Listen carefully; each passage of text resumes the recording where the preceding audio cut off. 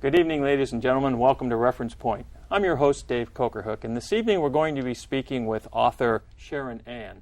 Sharon is a very interesting person. You're going to find out some fascinating stuff about her through the book that she has written called Change. I can't even read that without my glasses on. Create Your Own Reality, the Ancient Wisdom. Create Your Own Reality. And Sharon, you and I have known each other for a little less than a year now, actually. And when you told me about your book, I had an opportunity to read it recently, and I was amazed. This is really a life's journey book, isn't it? It is. It absolutely is. One of the things that I found over the years is that everybody is subjected to challenges. And the difference is, I look at like siblings. Like I have an older sister and a younger brother.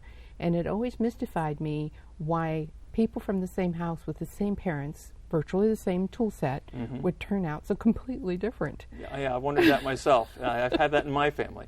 So I have a friend who's a physicist, and he says it's your DNA. So then the question is, does that mean you're stuck with what you have in your life? And so I set out to prove everyone different. So one of the things that I had were parents that really didn't have good parenting skills. Obviously, their parents didn't have good parenting skills. And I never understood until doing all this research and working with a lot of different people that typically people will just mimic what they learned as children from their parents, good or bad. And so if you take people who go through life imitating what their parents did, even when they didn't like it, then we keep, this generation we have 2, next generation we have 4, and we keep replicating bad behaviors. Absolutely. And so you look to find a way to break the cycle. Exactly. So tell me a little bit about that and with respect to your writing of the book. Why did you do this book? What was it that motivated you to take this experience in your life and commit it to print, and what do you hope that's going to do for people? Well, it actually has a multiple answer for that. I had talked about writing this book for the last 2 years, and I couldn't do it. I would sit down to write, and my mind would go blank. And I'm really disciplined. Every Saturday morning, sit and write for 2.5 hours, and I just love the process of writing. So I'd end up writing poems instead. Wasn't getting me anywhere, but that's what I'd end up doing. And then 2 years ago, my brother ended up very seriously ill, and I decided to take the responsibility of getting him through this health crisis. And he was so ill that we all knew that he wasn't going to make it. So just before Christmas, I said, okay, I've got to write the book. So 6 weeks later, the book was done. Whoa, 6 weeks? 6 weeks later, the book was done.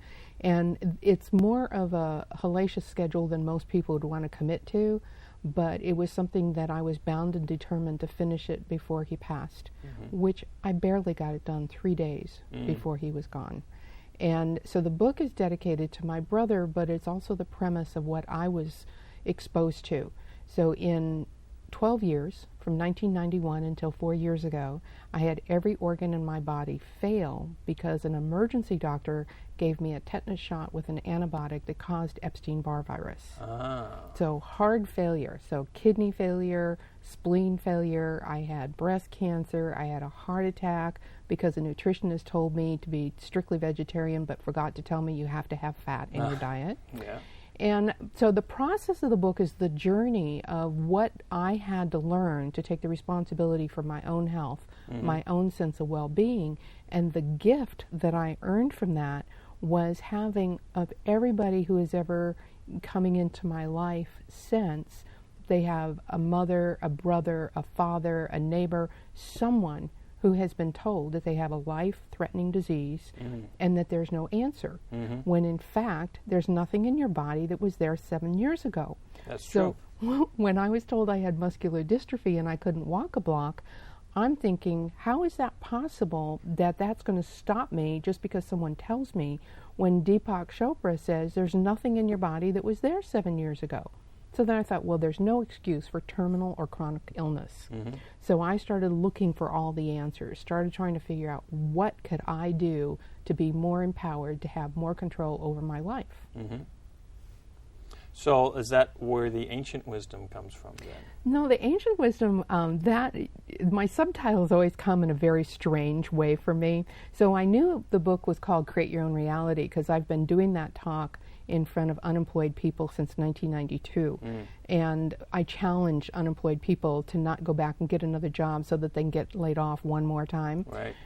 So I was looking for quotes from orators, so Caesar and Plato and Socrates, and what I stumbled upon is 2,000 years ago, these ancient wisdom people were dealing with the same challenges, the same exact things that we're dealing with today. Sure. So just like the family turning out kids that are completely different, how is it over 2,000 years we haven't found solutions to relationships and money issues and being happy in life? Right. And so that's what the ancient wisdom came from, is all the quotes. So I start every chapter with a quote from somebody who is very well known, and it relates to things like transformation and resistance and judgment. All the different emotional things that we're trying to deal with. Sure, which are the things, the challenges that we as humans face on a day-to-day basis, and we get all emotional about it, and we actually do create our own challenges as a result of it. So if you can create the problem, you can certainly create the solution. And that's what people miss. So everybody thinks, I have a job, I don't like it, but I'm stuck because I have to have the income. So they spend 1/3 of their life working at a job that does nothing for them other than give them a paycheck. But what it does do is it wears them out physically and mentally, emotionally. More heart attacks happen on Monday morning than 6.5 days of the week combined. Well, this is wrong. We only have 1 in 8 people in this country that do something for their income that they enjoy. It's completely backwards. Right. I can understand students and I can understand people, they're waiting to find what it is that really appeals to them, but not 7 out of 8 people going through their whole life, just and I think doing that's the the job. key thing. There's a difference between being in a time of transition and doing something that you need to do in order to sustain yourself through a time of transition, and just sort of abdicating any responsibility for making a positive change in your life. Exactly. So it's really interesting. You talk about some of these scenarios and that challenge of having to go to do something on a day-to-day basis that doesn't fulfill you in some way, shape, or form. The level of stress that creates is huge in a person, and that is one of the main contributors to physical deterioration and mental deterioration is stress. You're absolutely right. So they know that stress is the #1 killer in this country. Heart attack is caused by stress. Cancer is caused by stress. And where does stress come from? You've heard me say this. We make it up. Sure. It's all in our imagination. So if we make it up, why can't we stop making it up? Why can't we look at something and say, well, this is a challenge, so I must need to change this. How do I go about changing it? How do I bring people into my life that will help me change it so that I don't have to go through this next year and the year after? All these people who wait, they go, okay, when I retire, then I'll start living my life. Right. Well, the fact is that most people who do that are actually dead within 2 years of when they retire. Because they identify themselves with what it is that their career was. Right. And there's this kind of a yo-yo, kind of a pendulum effect when you've lived in this much stress your whole life, and then you retire and it stops. Your body physically doesn't know what to do with it. Sure. Makes sense. So you really put a lot of your own experience into the pages of the book. And I'm curious it's sort of like a total reveal of self. There isn't Scary. There isn't much that isn't. And I'm impressed and somewhat surprised by, the fact that you were comfortable in doing that. I mean, I found this really interesting about what Johnny Carson was on 15 years ago, somewhere in that neighborhood. And one of his last guests within the last 6 months was Charlie Sheen. And Charlie Sheen was talking about when he was a kid in New York, they used to sneak out and go steal hubcaps.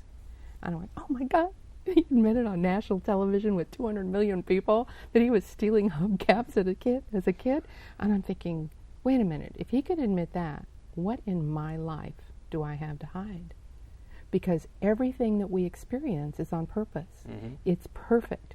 So every experience we have is to lead us to the next thing we need to learn. And instead of hiding from it or being resistant to it, if we embrace it, then the stress goes away, and then we can see the miracle of what that experience is really meant to be. So you're using your experiences and the layers of, I don't know what the right term is, maybe enlightenment, maybe recognition, maybe change, okay, the layers of change that you went through as something that others can look at and say, if she can do it, maybe I can do it too? Absolutely. Anybody has complete choice on how they live their life, whether they have a great relationship or they dread going home every day.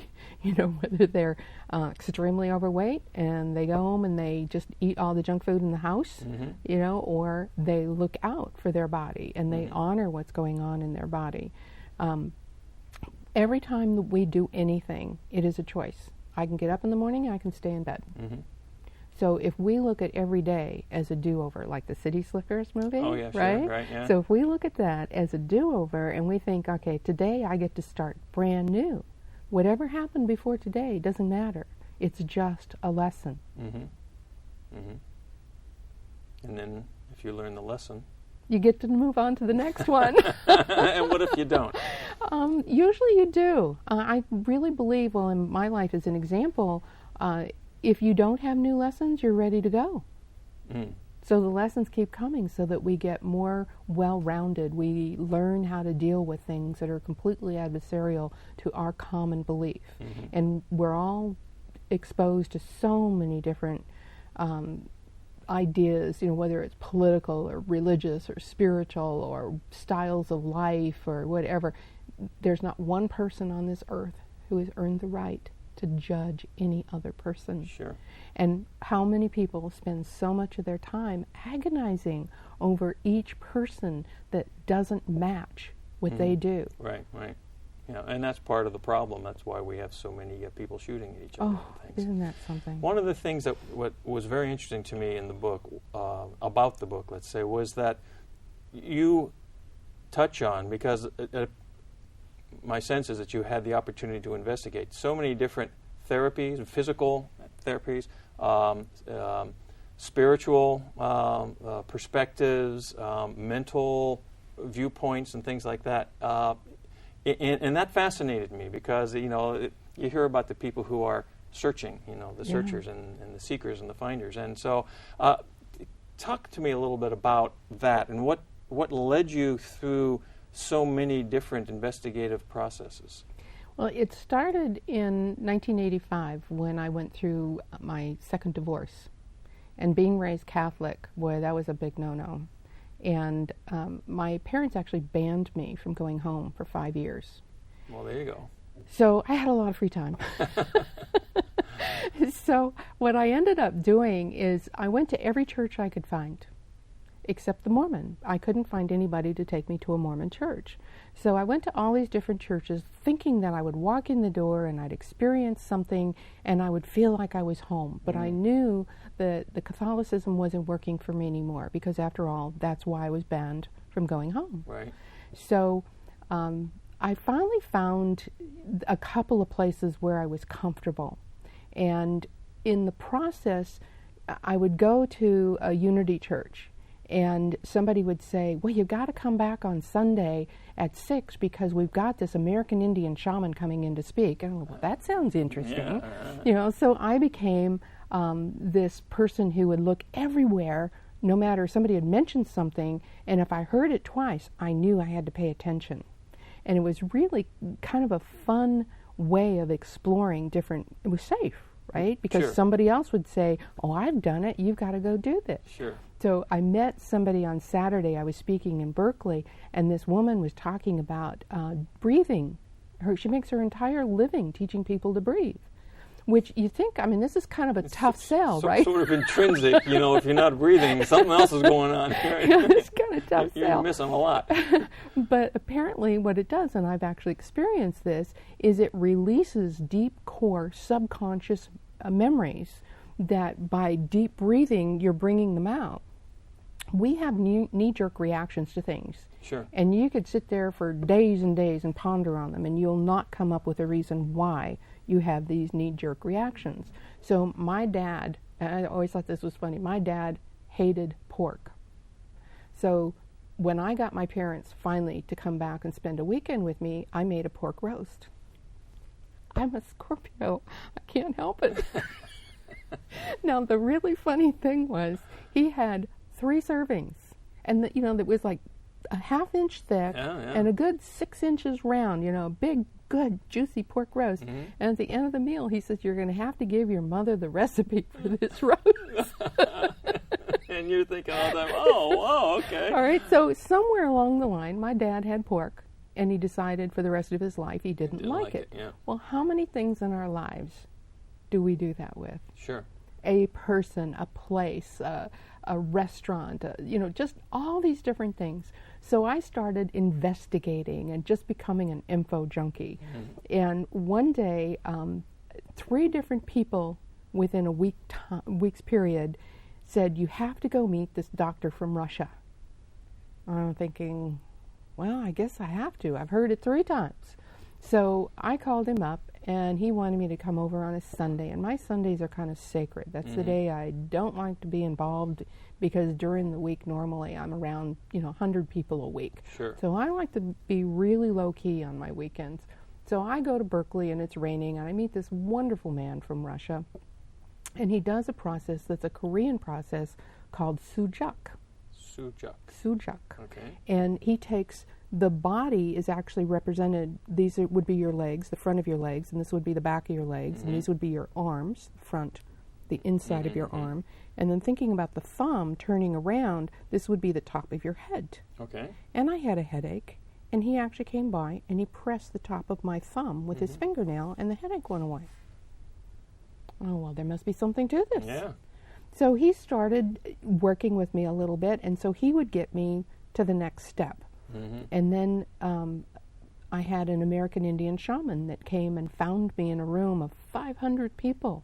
And he was shaking you? He found me. Somebody in my business said, "Go find her. She's going to be there on Saturday." Okay. So out of all these people in the room, he walked up to me and he was shaking my hand. And most people don't realize this. You know that your heart pulses here, but every organ has a pulse. Okay. And if you can't feel that pulse there, your organ's in trouble. So your kidney, your liver, your gallbladder, everything has a pulse. So he was shaking my hand and he was checking my pulses, and I knew, thinking, what's this guy doing? It's up to. So he insisted on following me home. So he followed me home, and he worked on me for 3.5 hours, and this is when I had muscular dystrophy. No change at all until 4 days later, the alarm didn't go off, and I jumped out of bed, and I'm thinking, I'm going to be late, and I'm standing in the shower, and I went, oh my God, I jumped out of bed. Wow. So it was like a 4-day lag time, and what most people don't realize, they'll try something like a detox or a process, and there's this lag time for the body to catch up. Right. Well, we tend to be an instant gratification society. And if it doesn't microwave get to oven. you, boom, now, or give me the pill that hits me in 25 seconds and I'll be okay. Right. But you're talking about mentioning these 2 different experiences. There is so much knowledge that has been around for centuries, decades, thousands of years. Ancient wisdom. And, people in the West tend to not, for whatever reason, I don't know what it is about us, we kind of like to try to recreate the whole thing. On to what we know. Start from the beginning and make it all up, as opposed to, integrating with some of these pieces of knowledge. Western medicine is 200 years old. Right. Acupuncture is 3,000 years old. Yeah, right. How could we possibly think we know more than somebody who has been doing this and has a years. much healthier society? Right. And we have more heart attacks in this country than any other country in the world. We have more obesity in this country than any country in the world. Mm-hmm. The thing that totally different subject, and you probably know I'm passionate about this, we have more children dying of malnutrition before they're 2 in this country than all but 3 countries in the world. Which makes absolutely no sense in the wealthiest nation in the world. No, and the richest agricultural country in the world. So the food is not getting where it needs to be. Right. So one of the things that when we get out there and we get healthy and we get all this exposure, one of my beliefs in writing this book is to educate other people, to influence just where they live, to take the time and pick up the garbage off the street, or, open a door for someone that wouldn't expect it, or to do something that is completely unexpected for someone to bring a smile to their face, and change the world one person at a time, one day at a time, and find out what that feels like in your heart when you can. Like T. Harv Eker is one of the people that is really well known for helping people move into another consciousness. And he always says this thing where every night before he goes to sleep, he has to write 5 things he's grateful for. Can't be the same it was yesterday. Right, it's 5 different ones, right? 5 different things every day. Well, that's kind of hard to do if you're living in your own world and you have tunnel vision. Right. So you have to come up with ways, like first thing, you have to start looking at something. Like one day, he totally ran out of things to do, and so he offered to dry the dishes for his wife. And she was completely flabbergasted, but then he got the 5th thing in the journal that day. Good for him. So we don't have a lot of time left in the show, but I want to ask you a little bit more about the hoped-for impact of what it is that you've created with the book, because we've touched on it, the idea that people can impact their own lives. They don't have to be satisfied with. They don't have to be stuck in a rut. So talk to me a little bit more about what you see as possible for folks. I think more than anything, the idea, if I can get one person in a day to realize they can change anything about their life. It doesn't matter if it's their relationship, their job, their income, one person, and that will make me happy. So if I take this book, now I realize that in this country, the average person only reads a book a year. The chances of it being my book are Eckhart Tolle out there, getting all the press. Sure. So I'm going to make audio programs. I was just speaking on Saturday. So I'm doing a whole radio campaign, podcast, blog. I mean, anything I can do to have enough influence out there that people will start looking and go, wow, she's talking to me, that I can make a change today. And then to get into action. That's the one thing that people don't do. I don't care how many books they read. Oh, yes. You have to have a plan, and then you have to start applying it. Application, absolutely. I mean, if you don't take the first step, you never get anywhere. And I want the viewers to understand, too, that I want them to know that they can communicate to you through us here at Reference Point. So, our email address is info@referencepointtv.com.